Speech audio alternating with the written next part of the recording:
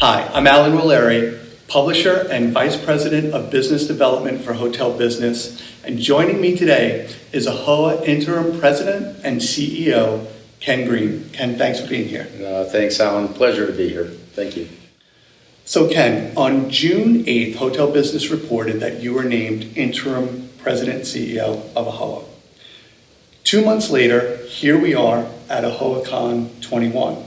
So those past 2 months must have been pretty interesting for you. So can you tell us a little bit about how that all went? Well, actually, the 2 months have been energizing. I've been here just under 2 months.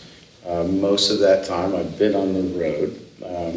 I've gotten to reconnect with a lot of members that I've known, board members, officers, AAHOA members, industry people that I've known for years. Actually, my history with AAHOA goes back 20 years. So it's been energizing. I've been at town halls, I've been at charity events, I've been at industry association events, U.S. Travel Association, ALICE just last week. I've been at political conventions, ALEC, the American Legislative Exchange Council. We've done a virtual Advocacy summit with federal congressmen on what's important for the hotel industry. We announced AAHA, the American Hotel Alliance, which is really us and AAHOA partnering with 41 state associations so we can get really down at the grassroots level of local and state political advocacy with the state associations and leverage our strength and our voice and our dollars in a very impactful way. I've been on the phone with the White House a couple times, Department of Labor, SBA. Of course, today, this week, we're at AAHOACon. We had Governor Abbott just speak, just incredible, and Senator Cornyn, and talking about things that are important to our industry. So it's been a whirlwind. You announced an amazing study that was done, the Oxford Economic Study on the AAHOA organization. Sure. I was really impressed by these results. They really illustrate the strength of this organization, and I was wondering if you could just talk to me a little bit about the results of that.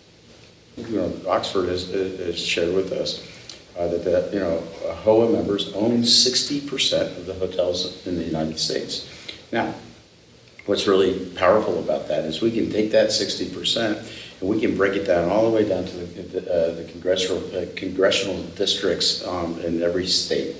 And so that's powerful information. That is real data that we can show someone that is creating legislation that can affect hotel owners or small business owners, what that means for their constituents that are in their backyard.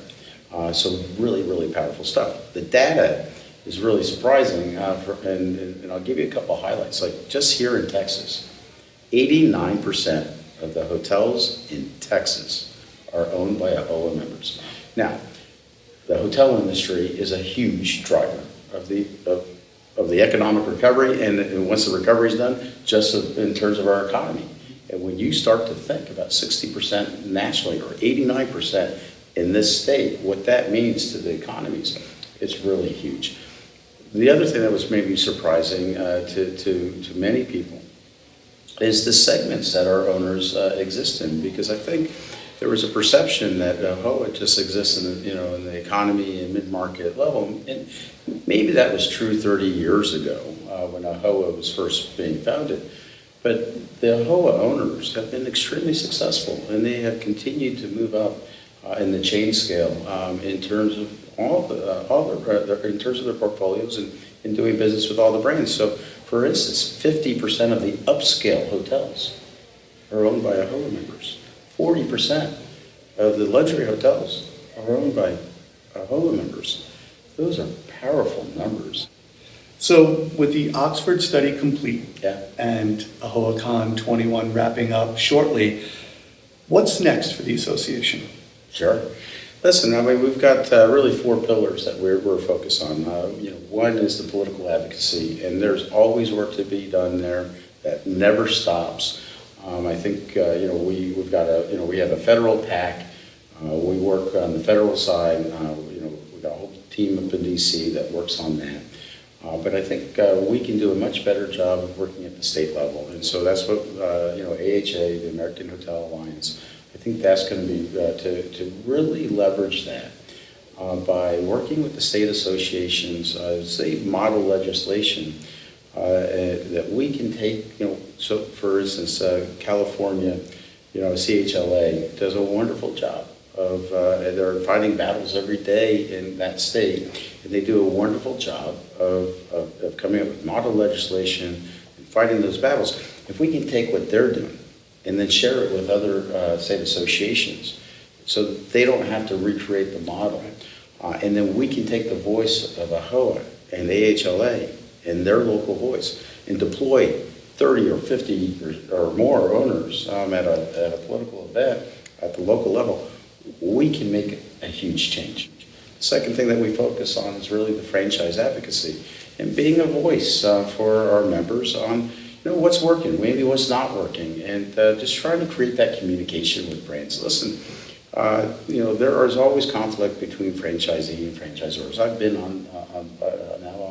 been on both sides actually, and so now here I am in the association side and really advocating for our members.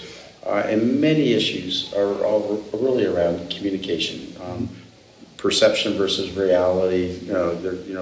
And I think our job is sort of to weed through that and to really understand what's most impactful for our owners, what the brands and the franchisors can do and they can't do, and make sure that we're facilitating that communication and then hopefully influencing positive change for the values of just not AAHOA members, but any owner out there in the business. The third thing that we do is education, and so that's listen. We want to. I'm huge on education. My mother was an educator. My father was was a scientist, and so education is very near and dear to my heart.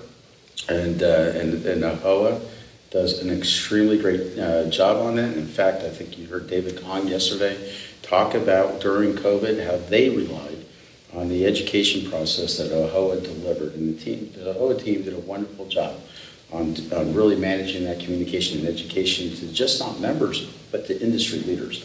We want to continue that good work. I have lots of ideas on how we can expand that.